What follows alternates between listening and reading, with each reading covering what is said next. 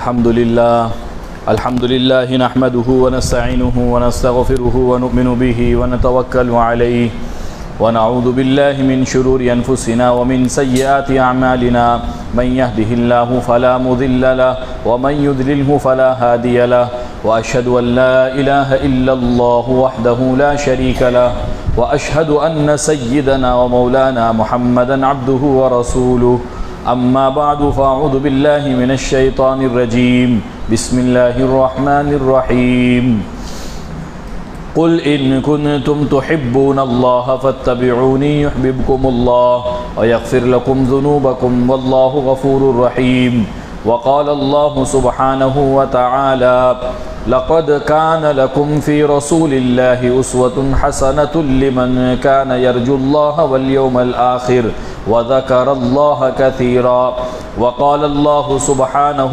وتعالى ما آتاكم الرسول فخذوه وما نهاكم عنه فانتهوا وقال عليه الصلاة والسلام لا يؤمن أحدكم حتى يكون هواه تبعا لما جئت به او كما قال عليه الصلاة والسلام۔ انتہائی قابل احترام دوستو، بزرگ اور عزیزوں، کامیابی کے لیے اللہ تعالیٰ کی طرف سے دو چیزوں کو شرط قرار دیا ہے، ایک اللہ کی اطاعت اور ایک رسول اللہ صلی اللہ علیہ وسلم کی اطاعت۔ اس لیے علماء فرماتے ہیں کلمے کے اندر دو چیزوں سے مل کر کے کلمہ بنا ہے، پہلا جز ہے لا الہ الا اللہ اور دوسرا جز ہے محمد الرسول اللہ۔ ایک جز کا اعتبار بغیر دوسرے جز کے ہوگا ہی نہیں اللہ کے یہاں۔ اگر اللہ کی اطاعت ہے، رسول اللہ صلی اللہ علیہ وسلم کے طریقے سے ہٹ کر کے ہے، یہ اللہ کی بندگی شمار ہی نہیں کی جائے گی۔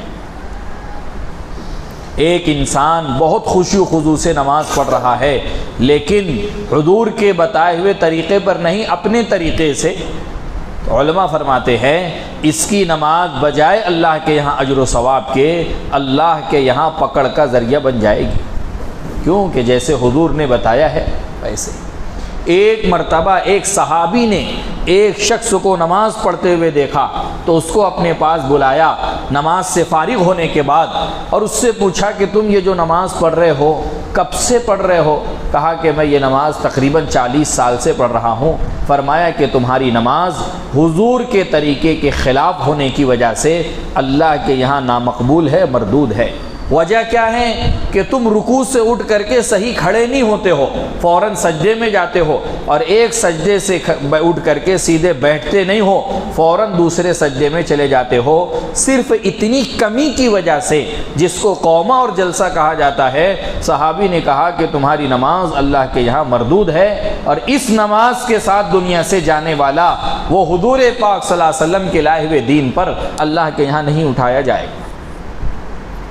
اللہ کی اطاعت، اللہ کی بندگی آزادی کے ساتھ نہیں ہے بلکہ حضور پاک صلی اللہ علیہ وسلم کے طریقوں کی پابندی کے ساتھ ہے۔ اسی لیے جب جس وقت حضور نے عبادت کے لیے کہا ہے اس وقت پر اس عمل کا کرنا عبادت ہے، اس سے ہٹ کر کے عمل چاہے کتنے ہی خشوع اور خضوع سے کیوں نہ کیا جائے، اللہ کے یہاں وہ عبادت شمار دی جائے۔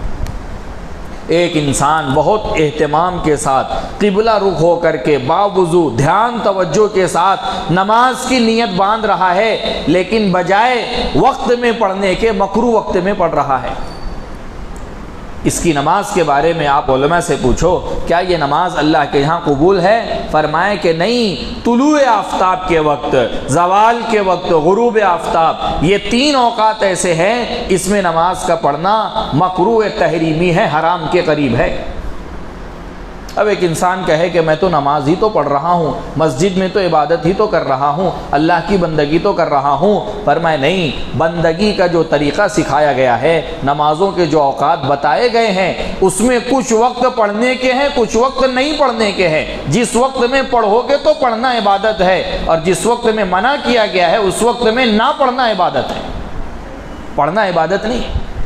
جس وقت میں روزے کے رکھنے کا حکم دیا گیا اس وقت میں روزے کا رکھنا سب سے بڑی عبادت ہے، لیکن جس وقت میں منع کیا گیا، آپ عید کے دن روزہ رکھ رہے ہو، آپ بقرعید کے دن روزہ رکھ رہے ہو، بقرعید کے بعد کے جو 2 دن 3 دن قربانی کے رہتے ہیں آپ اس میں روزہ رکھ رہے ہو، علماء فرماتے ہیں سب سے بڑا گناہ اس دن میں روزے کا رکھنا ہے، جیسا کہ رمضان میں سب سے بڑی نیکی اللہ کے لیے روزے کا رکھنا ہے۔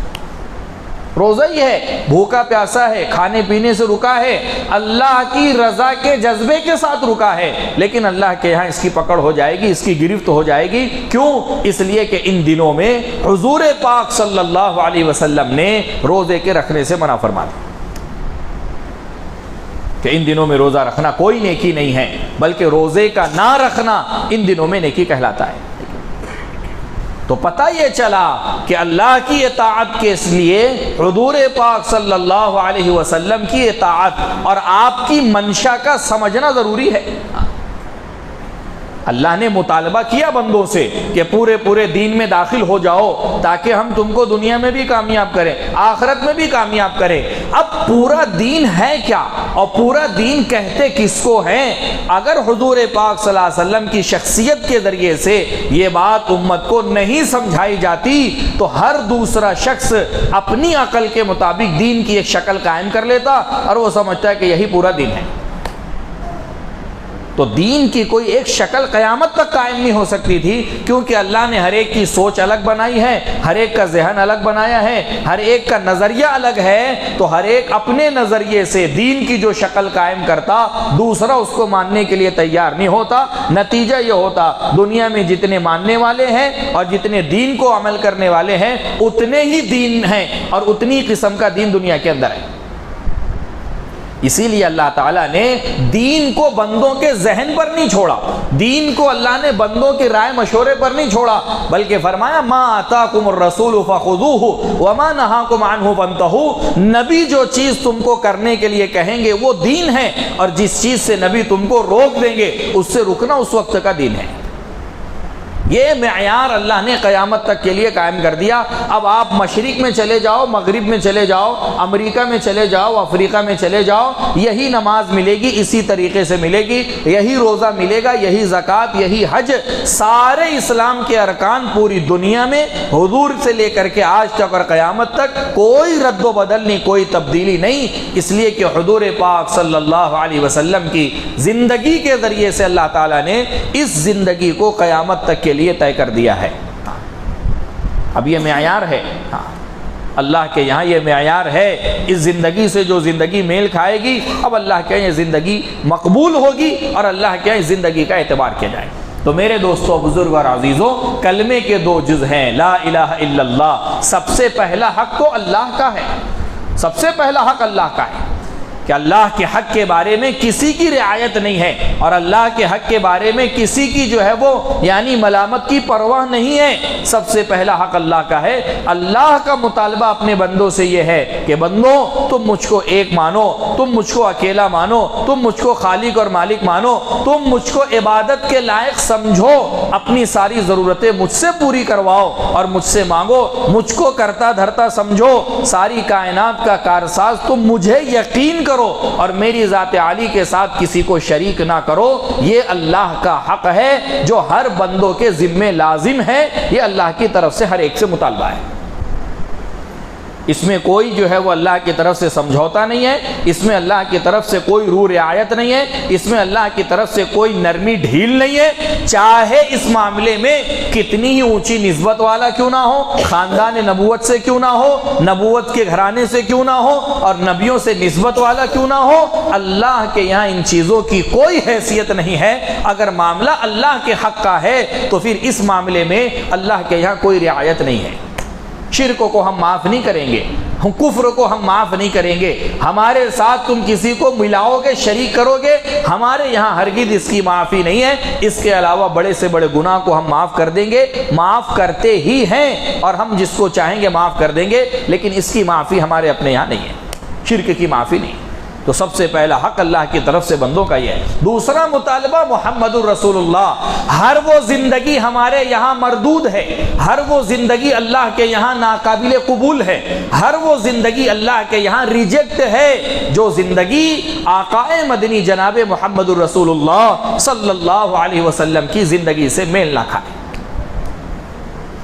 امیر کے لیے بھی، غریب کے لیے بھی، شہری کے لیے بھی، دیہاتی کے لیے بھی، پڑھے لکھے کے لیے بھی، ان پڑھ کے لیے بھی، عربی کے لیے بھی، عجمی کے لیے بھی، کالے اور گورے کے لیے، ہر ایک کے لیے ایک ہی نمونہ ہے، ایک ہی آئیڈیل ہے، ایک ہی سیمپل ہے، اور قیامت تک کے لیے ہے وہ حضور پاک صلی اللہ علیہ وسلم کی زندگی۔ اس کے علاوہ وَمَن يَبْتَغِ غَيْرَ الْإِسْلَامِ دِينًا فَلَن يُقْبَلَ مِنْهُ، اس سے ہٹ کر کے جو زندگی ہمارے پاس آئے گی وہ ہم اس کے منہ پر مار دیں گے، ہمارے یہاں ناقابل قبول ہے، اس کا ہمارے یہاں کوئی اعتبار نہیں ہے، ایسوں کو اوندھے منہ کھینچ کر کے جہنم کی طرف دھکیل دیا جائے گا۔ اس لیے میرے دوستو، بزرگ اور عزیزوں، جیسے جتنا ضروری اللہ کو ایک ماننا ہے اور جتنا سخت جرم اللہ کے ساتھ کسی کا شریک کرنا ہے، ایسے ہی ضروری اللہ کے نبی صلی اللہ علیہ وسلم کی اطاعت اور اپنی زندگی کو حضور کی زندگی سے ملانا ہے، اور اپنے 24 گھنٹے کو حضور پاک صلی اللہ علیہ وسلم کے 24 گھنٹے کی ترتیب پر لانا، یہ ہر انسان سے، ہر امتی سے، ہر ایمان والے سے یہ مطالبہ ہے، یہ چیز چاہی جا رہی ہے۔ اس کے بغیر نہ کامیابی کا تصور ہے اور نہ اس کے بغیر کامیابی کا امکان ہے، ہو ہی نہیں سکتا ہے۔ تم اپنے پہننے اوڑھنے میں، تم اپنے کھانے پینے میں، تم اپنے اٹھنے بیٹھنے میں، تم اپنے سونے میں، تم اپنے کاروبار میں، تم اپنے گھریلو لائن کی زندگی میں اور معاشرت اور باہر کی لائن کی زندگی میں، معاملات میں اتنا ہی حضور کے طریقے کے پابند ہو جتنا 5 وقتہ نمازوں میں تم حضور کے طریقے کے پابند ہو، جتنا ایک حاجی حج کے کرنے میں حضور کے طریقے کا پابند ہے، اور ایک صاحب نصاب زکوٰۃ کے ادا کرنے میں نبی جی کے طریقے کا پابند ہے، اتنا ہی پابند ایک مسلمان کھانے کے کھانے میں اور لباس کے پہننے میں اور زندگی کے گزارنے میں اور چہرے کے رکھنے میں اور اپنے ظاہر کو بنانے میں اتنا ہی پابند ہے جتنا پابند ایک نمازی اپنے آپ کو نماز میں حضور کے طریقے کا پابند سمجھتا ہے۔ آپ دیکھ لو، ہر ایک اس کی رعایت کرتا ہے، جو سنتیں ہیں نماز کی وہ میں ادا کروں، میرا وضو سنت کے مطابق ہو، میری نماز سنت کے مطابق ہو، میرا زکوٰۃ کا دینا، میرا حج کا کرنا، میرا عمرے کا کرنا، میرے یہ سارے نیک کام سنت کے مطابق ہو، تو اس کے علاوہ 24 گھنٹے کی زندگی وہ سنت کے مطابق کیوں نہ ہو؟ اللہ کے نبی صلی اللہ علیہ وسلم کا ایک ایک طریقہ، ایک ایک عمل، ایک ایک چیز علماء نے اتنی تفصیل کے ساتھ ذکر کی ہے، کوئی زندگی اتنی تفصیل کے ساتھ آپ کو نہیں ملے گی جتنی وضاحت کے ساتھ اور جتنی تفصیل کے ساتھ صحابہ نے امام الانبیاء کی زندگی کو امت کے سامنے نقل کیا ہے۔ آپ بال کیسے رکھتے تھے؟ بال کے رکھنے کا طریقہ کیا تھا؟ بال کتنے طریقے کا آپ رکھتے تھے؟ 3 طریقے آتے ہیں حدیث شریف میں۔ آپ صلی اللہ علیہ وسلم نے زندگی میں چند ہی مواقع پر صرف حلق کرایا ہے، وہ بھی حج اور عمرے کا موقع ہے۔ آپ نے 4 عمرہ کیا ہے، 1 حج کیا ہے، اس میں آپ نے بالوں کا حلق کروایا ہے، یعنی جو ہے وہ بال بنوائے ہیں، اس کے علاوہ آپ نے حلق نہیں کروایا ہے۔ تو پھر حضور بال کیسے رکھتے تھے؟ صحابہ نے اس کو بھی نقل کیا ہے۔ 3 طریقے کا بال ہے، کانوں کے درمیان تک ہے، کانوں کی لو تک ہے، کاندھے تک ہے، یہ حضور پاک صلی اللہ علیہ وسلم کے بالوں کے رکھنے کا طریقہ ہے۔ بال سے لے کر کے پیر کے ناخن تک کا مکمل حلیہ مبارکہ جناب محمد رسول اللہ صلی اللہ علیہ وسلم کا کیسا تھا اور کیسے آپ زندگی گزارتے تھے، ایک ایک چیزیں آپ کو وضاحت کے ساتھ حدیث کی کتابوں کے اندر مل جائے گی۔ اس کو شمائل کہتے ہیں، حضور پاک صلی اللہ علیہ وسلم کا طریقہ۔ آپ گفتگو کیسے کرتے تھے؟ گفتگو کے دوران کوئی آ جائے تو آپ اس کی طرف مخاطب کیسے ہوتے تھے؟ آپ کی بات کرنے کا انداز کیسے ہوتا تھا؟ چلتے کیسے تھے؟ فرمایا جیسے ایک شخص اونچائی سے نیچان کی طرف آتا ہے ایسے جھکتے ہوئے اترتا ہے۔ حضور پاک صلی اللہ علیہ وسلم کے چلنے کا طریقہ ایسا تھا۔ کھانا کیسے کھاتے تھے؟ کیسے بیٹھتے تھے؟ فرمایا جیسے ایک غلام اپنے آپ کو جھکا کر کے عاجزی اور تواضع کے ساتھ اپنے آقا اور مالک کے سامنے بیٹھتا ہے، ایسی تواضع اور ایسی عاجزی کے ساتھ امام الانبیاء کھانے کے سامنے بیٹھا کرتے تھے۔ لباس کیسا تھا، بستر کیسا تھا، آرام کیسے کرتے تھے، سونے سے پہلے کے معمولات کیا ہے، اٹھنے کے بعد کے معمولات کیا ہے، استنجا قضاء حاجت کی ضرورت سے آپ کیسے فارغ ہوتے تھے۔ بلکہ یہاں تک کتابوں میں لکھا ہے حضور پاک صلی اللہ علیہ وسلم کے استنجا خانے میں بیٹھنے کی ترتیب کیا ہوتی تھی۔ فرمایا آپ صلی اللہ علیہ وسلم اپنے بائیں پہلو پر زور دے کر کے بیٹھتے تھے، یہ قضاء حاجت میں آسانی سے فارغ ہونے کا طریقہ ہے۔ اتنی باریکی کے ساتھ حضور پاک صلی اللہ علیہ وسلم کی زندگی کو امت کے سامنے پیش کیا گیا۔ کیوں پیش کیا گیا ہے؟ تاکہ کتابوں میں رہے۔ کیوں پیش کیا گیا ہے؟ بیانات میں سن لیا جائے۔ کیوں پیش کیا گیا ہے؟ تاکہ آدمی اس کو پڑھ لے، اپنی معلومات میں اضافہ کر لے۔ معلومات میں اضافے کے لیے نہیں اور کتابوں کو بڑھانے کے اور لکھنے کے لیے نہیں، عملی زندگی میں اس کو برتنے کے لیے۔ اگر میں کھانا کھا رہا ہوں تو کسی نہ کسی کے طریقے پر تو کھاؤں گا۔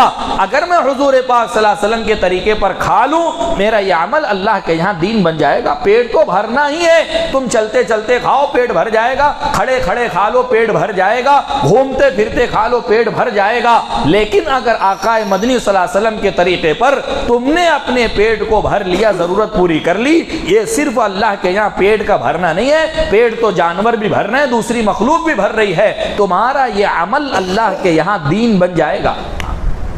کھانا دین بن جائے گا، سونا دین بن جائے گا، راحت آرام دین بن جائے گا۔ تمہارا 24 گھنٹہ اللہ کے یہاں دین شمار ہوگا۔ 24 گھنٹے تمہارا میٹر نیکیوں کا چالو ہے، کیونکہ تمہارا کوئی عمل سنت سے ہٹ کر کے نہیں ہے۔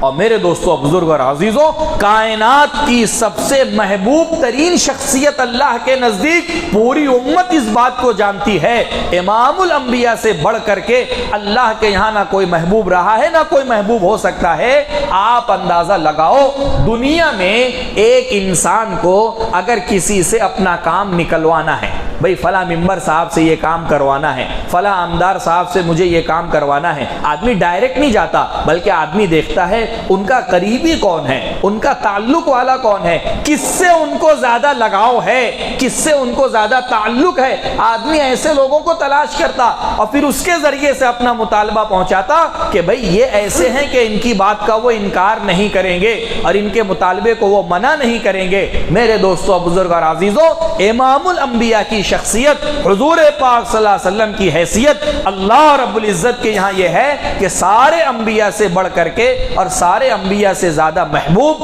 حضور پاک صلی اللہ علیہ وسلم اللہ کے یہاں ہیں۔ ہمارے سارے مطالبے تو اللہ کے یہاں سے پورے ہونے ہیں، ہماری ساری حاجتیں تو ان سے وابستہ ہے اور ہمارے سارے کام وہیں سے بننے ہیں اور سارے کام وہیں سے اٹکنے ہیں۔ اگر اپنا کام وہاں سے نکلوانا ہے اور اپنا کام وہاں سے بنوانا ہے، فرمایا حضور پاک صلی اللہ علیہ وسلم کی شخصیت ہے، تم اپنے آپ کو حضور کی زندگی میں ڈھال لو گے جیسے وہ اللہ کے یہاں محبوب ہے، اللہ کے یہاں تمہاری شخصیت بھی محبوب قرار دی جائے گی، اللہ کے یہاں تم بھی محبوب بن جاؤ گے۔ قُلْ إِن كُنتُمْ تُحِبُّونَ اللَّهَ فَاتَّبِعُونِي يُحْبِبْكُمُ اللَّهُ، کہ تم اگر چاہتے ہو اللہ تم سے محبت کرے اور تم چاہتے ہو کہ اللہ کا تم سے تعلق ہو، اور اگر تم چاہتے ہو کہ اللہ کے یہاں تمہارا کوئی مقام ہو، تو اس کا آسان راستہ ہم بتا رہے ہیں، تم ہمارے نبی کو اپنا محبوب بنا لو۔ محبوب بنانے کا کیا مطلب ہے؟ آدمی جو ہے وہ نعرہ لگائے مجھے محبت ہے، مجھے عشق ہے، مجھے آپ سے پیار ہے۔ میرے دوستو، بزرگ اور عزیزوں، محبت اصل عمل سے ظاہر ہوتی ہے، محبت زندگی سے ظاہر ہوتی ہے، محبت اصل برتاؤ سے ظاہر ہوتی ہے۔ مجھے پتا ہے کہ میرے ابا جان کو یہ کام پسند ہے اور یہ کام ناپسند ہے، جو چیز ان کو ناپسند ہے میں وہی کر رہا ہوں اور زبان سے کہہ رہا ہوں میرے ابا سے زیادہ مجھے کسی سے محبت نہیں ہے۔ وہ باپ تم سے راضی نہیں ہوگا بلکہ تم سے ناراض ہوگا کہ تم کو جو چیز پتا ہے کہ تمہارے ابا کو ناپسند ہے، تم پھر بھی اس کو جان بوجھ کر کے کر رہے ہو۔ میرے دوستو، بزرگ اور عزیزوں، ایسے ہی امت کو یہ بات پتا ہے کہ کون سی چیز ہمارے نبی کو پسند ہے اور کس عمل کو ہمارے نبی ناپسند کیا کرتے تھے۔ تم کو زبان سے دعویٰ کرنے کی ضرورت نہیں ہے، تم اگر عمل کے ذریعے سے اس کو برت لو، قبر اطہر میں تم ان کو راحت پہنچانے والے ہو، اور اگر تم اس کو عملی زندگی میں نہیں برت رہے ہو تو تمہارا ذرہ حضور تک نہیں پہنچ رہا ہے، تمہارا عمل حضور پر پیش کیا جاتا ہے۔ حضور کی قبر اطہر میں علماء نے لکھا ہے ہفتے میں 2 مرتبہ امت کے اعمال پیش کیے جاتے ہیں، امت کے اقوال نہیں پیش کیے جاتے کہ اللہ کے نبی آپ کے بارے میں فلاں نے یہ کہا، فلاں نے یہ کہا اور فلاں نے یہ کہا، نہیں، آپ کے بارے میں فلاں کا عمل یہ ہے اور آپ کے بارے میں فلاں کی زندگی یہ ہے۔ میرے دوستو بزرگوں، زندگی اور عمل پیش کیا جاتا ہے۔ اگر اللہ کے نبی صلی اللہ علیہ وسلم کے طریقے کے مطابق زندگی ہے، حضور کو اس بات سے خوشی ہے، یہ واقعی محبت کرنے والا ہے، یہ واقعی عاشق رسول ہے اور اس کو واقعی اللہ کے نبی صلی اللہ علیہ وسلم سے محبت ہے، اس نے اپنے سب کچھ ظاہر کو اور اپنے باطن کو اور اپنے 24 گھنٹے کو حضور پاک صلی اللہ علیہ وسلم کے طریقے کے مطابق بنا لیا۔ کسی چیز کو چھوڑنا نہیں ہے، کسی چیز کو ہمیں جو ہے نا بند نہیں کرنا ہے۔ ہماری شریعت نے کسی چیز سے منع نہیں کیا ہے، بس صرف اتنا مطالبہ کیا ہے تم اس کو حضور کے طریقے کے مطابق لے کر کے آؤ۔ اچھے سے اچھا کھاؤ، کس نے منع کیا؟ اچھے سے اچھا پہنو، کس نے منع کیا؟ اچھی سے اچھی سواری استعمال کرو، کس نے منع کیا؟ مکان ہے، ضرورت ہے، آپ بناؤ، کس نے منع کیا؟ ارے شریعت نے تو اس کو اتنا ضروری قرار دیا ہے کہ زکوٰۃ کے نصاب میں اس کو شامل بھی نہیں کیا ہے۔ تمہاری گاڑی، تمہاری سواری، تمہارا کھانا پینا، تمہارا لباس، یہ سب الگ کر دو، مائنس کر دو، اس کے علاوہ جو ہے اس پر زکوٰۃ ہے، اس کو ہم زکوٰۃ میں شمار ہی نہیں کرتے ہیں۔ یہ ضرورت کی چیزیں ہیں، اس سے کون منع کرتا ہے؟ اس کے بغیر انسانی زندگی کیسے گزرے گی؟ ایک انسان اپنی زندگی نہیں گزار سکتا ہے، یہ ضروری چیزیں ہیں، اس سے ہم منع نہیں کر رہے، مگر ان طریقوں کے اندر ہم تم کو پابند بنا رہے ہیں۔ جیسا دنیا والے پہن رہے ویسے تم بھی پہنو، نہیں، یہ ہمارے یہاں مقبول نہیں، اس کا ہمارے یہاں اعتبار نہیں ہے۔ وہ اپنے کپڑے پھاڑ رہے، تم بھی اپنے کپڑے پھاڑ دے رہے، وہ ننگے پھر رہے، تم بھی اپنے آپ کو ننگا کر رہے، وہ حضور کے طریقوں کے خلاف اپنی زندگی کو گزار رہے، تم بھی اس طریقے کو اور اس پہناوے کو۔ بھیڑ چال چلنے والا حضور پاک صلی اللہ علیہ وسلم نے اپنی امت کو نہیں بنایا، جدھر کی ہوا ہے ادھر کا ہمارا رخ ہے، یہ ایمان والوں کی طرز زندگی نہیں تھی۔ ایمان والے تو بادشاہ وقت کے دربار میں بیٹھ کر کے اپنے نبی کی سنت کا اتنا اہتمام کرتے تھے کہ اگر صحابی کے ہاتھ سے نوالا دسترخوان پر گر گیا تو انہوں نے دسترخوان کا لقمہ اٹھا کر کے کھایا۔ کسی نے کہا کہ یہ بادشاہ لوگ ہیں، بڑے لوگ ہیں، اس کو عیب سمجھتے ہیں، فرمایا کہ ان کے عیب سمجھنے کی وجہ سے کیا میں اپنے محبوب کی سنت کو چھوڑ دوں؟ اترک سنت حبیبی لہؤلاء الحمقاء، ان بے وقوفوں کی وجہ سے میں اپنے محبوب صلی اللہ علیہ وسلم کا طریقہ چھوڑ دوں؟ ان کی کیا حیثیت ہمارے نزدیک اور ان کا کیا ویلو اور کیا مقام ہے؟ ایک سنت ہمارے نزدیک ایسے ہزاروں بادشاہوں سے اور ایسے ہزاروں مالداروں سے اور خواص سے بڑھ کر کے ہے، ہم ان کو چھوڑ دیں گے، سنت نہیں چھوڑ سکتے۔ اتنا یہ عاشق رسول ہے، یہ سچی محبت کرنے والے ہیں، دنیا کے ماحول سے اور دنیا کی چیزوں سے، کلچر سے متاثر ہونے والے نہیں ہیں۔ نہیں بولے اب کیسے ہے، اب یہ تو ماحول بن گیا اور اب یہ تو ماحول میں آ گئی، یہ چیز ماحول بنانے سے بنتا ہے میرے دوستوں بزرگوں، خود بخود نہیں بنتا۔ ہم نے وہ ماحول نہیں بنایا جو ہمیں بنانا چاہیے تھا، غیروں نے اپنا ماحول ہمارے معاشرے میں مسلط کر دیا۔ میرے دوستوں بزرگ اور عزیزوں، آج بھی اگر باطل کی نگاہوں میں کوئی چیز کھٹک رہی ہے تو وہ حضور پاک صلی اللہ علیہ وسلم کی زندگی ہے۔ باطل اس چیز کو جانتا ہے کہ جس دن امت حضور کے طریقوں پر آ جائے گی یہ اللہ کی محبوب بن جائے گی، اور جب یہ اللہ کی محبوب بن جائے گی تو جو ظاہر سی بات ہے، انسان اپنے محبوب کو کبھی ناراض نہیں کرتا ہے۔ یہ ہاتھ اٹھائیں گے اللہ ان کو ناراض نہیں کریں گے، یہ مدد مانگیں گے اللہ ان کو محروم نہیں کریں گے، یہ اللہ سے جو چاہیں گے اللہ ان کے مطالبے کو پورا کریں گے، کیونکہ یہ حضور کے طریقے پر عمل کی وجہ سے اللہ کے محبوب بن چکے ہیں۔ باطل اس چیز کو جانتا ہے، اس لیے وہ فرائض سے نہیں ہٹا رہا ہے۔ تم نماز پڑھو، تم عبادت کرو، تم حج کرو، تم زکوٰۃ دو اور تم عمرے کرو، ہم منع نہیں کرتے، تم لاکھوں کی تعداد میں جاؤ، بس صرف یہ ہے نا، یہ تو وقتی عمل ہے، 4 دن کا عمرہ ہے، 20 دن کا حج ہے، بس یہ اتنا تم کرتے رہو۔ 24 گھنٹے کی زندگی ہم جیسی بتا رہے ویسی کرو،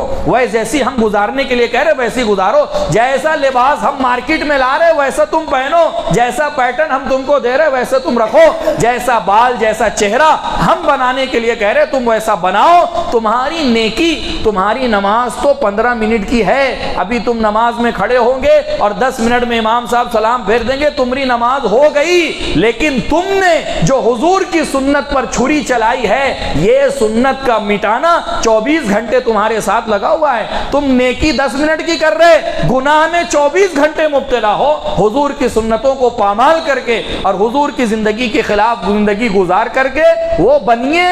ان کا دماغ ہم سے زیادہ چلتا ہے, ان کو پتا ہے کہ ان کو نماز سے روکیں گے تو یہ ہمارے خلاف میں آ جائیں گے. تم ہم کو نماز سے روکتے, ہم نہیں روکتے تم کو نماز سے, بلکہ ہم تو تم کو نماز پڑھنے کی جگہ دیتے ہیں. تم ہمارے یہاں آؤ, آپ دیکھ لو راستوں میں کتنی ہوٹلیں ہیں غیروں کی, آپ نماز پڑھنے کے لیے کہو کبھی منع نہیں کریں گے, آپ ان کو عبادت کے لیے کہو کبھی آپ کو روکیں گے نہیں. ان کو عبادت اور فرائض سے کوئی مسئلہ نہیں ہے, ان کو مسئلہ صرف حضور پاک صلی اللہ علیہ وسلم کی زندگی سے ہے اور اس حلیے سے ہے, اس طرز سے ہے, ان سنتوں سے ہے. میرے دوستو, بزرگ اور عزیزو, اس سے پتا چلا کہ کوئی تو بات ہے اس زندگی میں جس کی طرف سب کی نگاہیں اور سارے باطل کی نگاہوں میں جو زندگی کھٹک رہی ہے, پتا چلا کہ یہی زندگی ہے جس سے مسلمانوں کو دنیا کے اندر عزت ملی اور جس سے مسلمانوں کو دنیا کے اندر سربلندی ملی. جب سے امت اس طریقے سے ہٹی ہے اور اس طرز زندگی سے امت, یہ طرز زندگی امت کی زندگی سے نکلا ہے, اس وقت سے امت مستقل زوال کا, پستی کا اور اللہ کی مددوں سے محرومی کا شکار ہے. اس لیے میرے دوستوں بزرگوں, موجودہ حالات کسی سے ڈھکے چھپے نہیں ہیں. اب تو بچے جانتے ہیں دنیا میں کیا ہو رہا ہے, ہندوستان میں کیا ہو رہا ہے, کہاں کیا ہو رہا ہے. آپ اپنی محبت کو آلات کے ذریعے ظاہر مت کرو, آپ اپنی محبت کو چیزوں کے ذریعے ظاہر مت کرو, آپ اپنی محبت کو اپنے طرز زندگی سے ظاہر کرو, آپ اپنی محبت کو اپنے عمل کے ذریعے سے ظاہر کرو. آپ اندازہ لگاؤ نا, آپ اسٹیٹس رکھ رہے, ہم انکار نہیں ہے, ہم منع نہیں کرتے ہیں, لیکن آپ کی وہ چیز 24 گھنٹے میں ختم ہو جاتی ہے. اس کو دیکھنے والے ایمان والے ہیں جن کو خود حضور سے محبت ہے, آپ ان کو دکھا کر کے کیا محبت ثابت کرو گے. آپ اس شہر میں رہ رہے ہو, آپ کا کاروبار ان کے ساتھ ہے, بہت بڑا طبقہ ہمارے شہر کا کاروباری غیروں کے ساتھ جڑا ہوا ہے. آپ کا روزانہ ان کے ساتھ اٹھنا بیٹھنا ہے, آپ کا روزانہ ان کے ساتھ لین دین اور کاروبار کا کرنا ہے. آپ ان کے سامنے اس زندگی کو لے کر کے 24 گھنٹے جن سے ان کو انتہائی نفرت ہے, آپ اس زندگی کو برت کر کے دکھاؤ تاکہ ان کا ذہن صاف ہو, تاکہ ان کی زندگیاں ختم ہو. دنیا میں جو ان کو سمجھایا گیا نا, یہ دہشت گرد ہے اور یہ ظالم ہے اور یہ دوسروں کا حق مارنے والے ہیں, ان کو یہ زندگی پیش کرو کہ ہمارے نبی تو ہم کو چونٹی کے مارنے سے بھی منع کرتے ہیں. صحابی نے سفر میں چونٹیوں کی بلوں میں آگ لگا دی. آپ صلی اللہ علیہ وسلم اتنا ناراض ہوئے, فرمایا آگ سے عذاب دینے کا حق صرف آگ کے پیدا کرنے والے کو ہے, آپ کو کس نے یہ حق دیا کہ آپ ان کی بلوں کے اندر آگ لگا دو. حضور تو جانور کا حق. آپ نے کہا کہ ایک عورت تہجد گزار تھی, لیکن بلی کو اپنے گھر میں باندھ کے رکھنے کی وجہ سے نہ خود کھلایا نہ اس کو کھانے کے لیے چھوڑا. اللہ کے یہاں اس کو جہنم میں عذاب دیا جا رہا ہے. ایک مخلوق کے ساتھ ناانصافی پر جب اللہ کے یہاں یہ پکڑ ہے, آپ یہ زندگی ان کے سامنے پیش کریں تو ان کو پتا چلے گا تم انسانیت کی بات کرتے ہو, ہم تو جانوروں کے حقوق انسانیت کو سکھا رہے ہیں, ان کے ساتھ کیسا برتاؤ کرنا اور کیسا معاملہ کرنا. یہ طرز زندگی جب ان کے سامنے آئے گا, میرے دوستو, انسان عمل سے متاثر ہوتا ہے, باتیں متاثر نہیں کرتی ہے. اچھی اچھی باتیں آپ کروا لو, اس کا تاثر نہیں پڑے گا, جو تاثر عمل کا پڑنا ہے. اس لیے میرے دوستو بزرگ اور عزیزو, اگر واقعی محبت ہے اور محبت ہے ایمان والے کو, چاہے وہ اندر میں دبی ہے, چھپی ہے اور وہ اندر کے اندر بیٹھی ہے, لیکن اس کا اظہار, فرمایا محمد الرسول اللہ کا اظہار ظاہر سے ہونا چاہیے, عملی زندگی سے ہونا چاہیے. اس کے ذریعے سے تو اسلام کا تعارف ہے. اب ساری دنیا چلتے پھرتے کھائے گی, ایمان والا بھی کھا رہا ہے, غیروں کو کیسے پتا چلے گا؟ ان کا کوئی مستقل طریقہ ہے کھانے کا. لوگ کھڑے کھڑے پانی پی رہے, یہ بھی پی رہا ہے. اگر آپ سب کے سامنے بیٹھ کے سر ڈھانپ کر کے دائیں ہاتھ سے پانی پی رہے ہو, 10 آدمی سوچنے پر مجبور ہو جائیں گے یہ کون سا طریقہ ہے پانی پینے کا. اب آپ بتاؤ ان کو, یہ ہمارے نبی جناب محمد الرسول اللہ صلی اللہ علیہ وسلم کا طریقہ ہے, جنہوں نے یہ آداب صرف پانی پینے کے سکھائے ہیں. انہوں نے یہ طرز زندگی ہمیں اپنے بتلایا ہے. میرے دوستو, آپ کو موقع مل گیا دعوت دینے کا, حضور کی سنتیں غیروں کو بتانے کا. ہم جس ملک کے اندر میرے دوستو بزرگوں زندگی گزار رہے ہیں, جتنا موقع اللہ نے ہمیں دیا ہے اس زندگی کو غیروں کے سامنے پیش کرنے کا, شاید اسلامی ملک میں رہتے تو ہم کو یہ موقع نہیں ملتا. عرب ملکوں میں رہتے اور دوسرے ملکوں میں رہتے 100% ایمان والے ہیں، لیکن اللہ نے ہمیں اس ملک کے اندر پیدا کیا، یہ موقع اللہ نے ہمیں عطا فرمایا ہے کہ تم اپنی زندگی کو ایک اچھی شکل میں ان کے سامنے پیش کر سکتے ہو۔ جیسے صحابہ نے عملی زندگیاں سامنے پیش کی، ملک کے ملک کھینچے چلے آئے اور علاقے کے علاقے اسلام کی طرف چلے آئے، ایسے اللہ نے تمہیں موقع دیا ہے اور اللہ نے تمہیں ایک چانس دیا ہے۔ اگر اس سرد پر ہماری زندگی آئے گی میرے دوستو، بزرگ اور عزیزو، نہ جانے یہ زندگیاں کتنی زندگیوں کو اپنی طرف کھینچنے کا ذریعہ بن جائے، کتنی زندگیوں کو اسلام سے متاثر کرنے کا ذریعہ بن جائے گی۔ چھوٹا چھوٹا عمل ہے، ہم کو نہیں پتا لوگ متاثر ہو جاتے ہیں۔ ہاں، ایک جماعت انڈونیشیا گئی، ایک جوڑا مسجد کے باہر ساتھی گھوم رہے تھے، ایک جوڑا کار میں آ کر کے ان کے پاس رکا۔ اب مرد سے تو مرد بات کر رہے تھے، وہاں عام ماحول ہے، ایک غیر لڑکی بھی لوگوں کے سامنے آتی ہے اور اگر تم اس سے مصافحہ اور اس سے سلام کلام نہ کرو، اس کو وہ عیب سمجھتے کہ تم نے ہم کو اہمیت نہیں دی، عزت نہیں دی، ہم تمہارے سامنے کھڑے ہیں، تم ہم کو دیکھ نہیں رہے۔ تو ساتھیوں نے مردوں سے تو بات کی، اس کی گھر والی کی طرف نگاہ اٹھا کر کے بھی نہیں دیکھا۔ وہ کہنے لگی یہ کون سی مخلوق ہے، ہم جس ملک میں رہ رہے ہیں یہاں تو لوگ ایسے گھور گھور کر کے دیکھتے ہیں کہ ہمیں ڈر لگنے لگتی ہے، پلک نہیں جھپکتی ہے، اور یہ ہماری طرف نگاہ اٹھا کر کے نہیں دیکھ رہے۔ اس کے شوہر سے کہا پوچھو ان سے یہ کون لوگ ہیں اور کیوں نہیں مجھے دیکھ رہے ہیں۔ انہوں نے ساتھیوں نے کہا چونکہ ہماری شریعت نے، ہمارے قرآن نے اور ہمارے اللہ نے ہم سے کہا ہے کہ اپنی نگاہوں کو نامحرموں سے جھکا کر کے اور چھپا کر کے اور نیچے کر کے رکھو، ہمارے اللہ اس بات کی اجازت نہیں دیتے۔ آپ کی بیوی ہے، آپ کو دیکھنے کا حق ہے، ہمیں اس کا حق نہیں ہے، ہمیں یہاں تک پردہ سکھایا گیا۔ اب یہ چھوٹی سی بات اتنا اس کو متاثر کر گئی کہ جو مذہب ایک شخصیت کی اتنی رعایت کرتا ہے اور اس کی عزت کی اتنی حفاظت کرتا ہے، اس کے اندر کتنی بھلائیاں اور خوبیاں ہوگی۔ یہ چھوٹا سا عمل ان کے لیے اسلام سے قریب آنے کا ذریعہ بن گیا۔ چھوٹی چھوٹی بات آپ یقین نہیں کر سکتے ہیں، لوگوں کو متاثر کر دیتی ہے اور اسلام سے قریب آنے کے لیے ذریعہ بن جاتی ہے۔ اس لیے میرے دوستو، بزرگ اور عزیزو، جن کو نفرت ہے وہ تو اپنی نفرت کا اظہار کر رہے ہیں، جن کو محبت ہے کم سے کم وہ اپنی محبت کا اظہار اپنے عمل کے ذریعے سے کریں۔ جس نماز کو حضور نے اپنی آنکھوں کی ٹھنڈک بتایا ہے، اگر مجھے حضور سے محبت ہے، میرے عمل سے اللہ کے نبی کی آنکھوں کو ٹھنڈک پہنچے۔ اگر حضور کو نماز سے اتنا لگاؤ ہے، اتنی محبت ہے کہ آپ نے میدان جنگ میں بھی نماز کو نہیں چھوڑا ہے، میں اپنے کاروبار میں کیوں نماز کو چھوڑ دوں، اور میں چھوٹے کاروبار اور مشغولی کی وجہ سے اس عمل کو کیوں آگے پیچھے کر دوں۔ اگر یہ عمل میرے نبی کی آنکھوں کی ٹھنڈک بنتا ہے، میں آج سے اپنے نبی کی آنکھوں کو ٹھنڈک پہنچانے کی پوری کوشش کروں گا، جس ذریعے سے حضور کو راحت پہنچے، آپ کو آرام ملے۔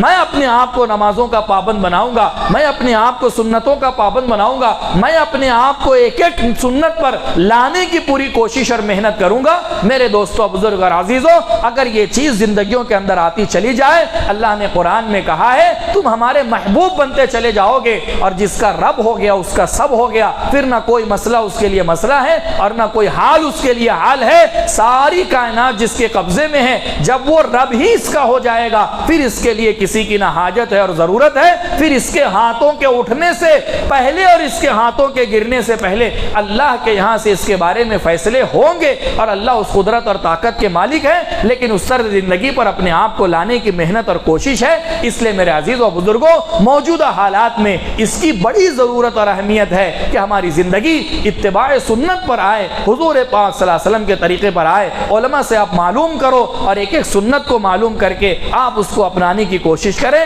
اللہ پاک ہم سب کو اتباع سنت کی توفیق عطا فرمائے۔